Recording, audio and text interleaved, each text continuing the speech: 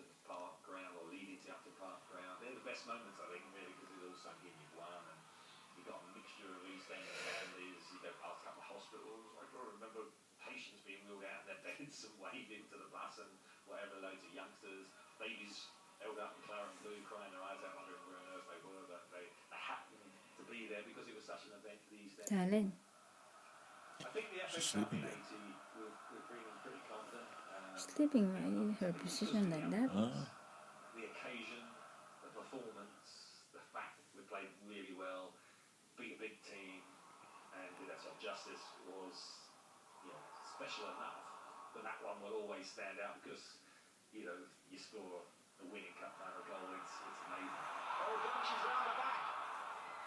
Oh, right across, it's free.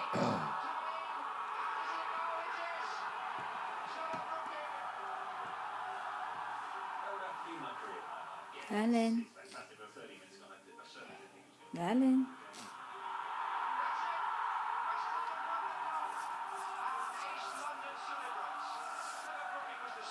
darling. She must be tired.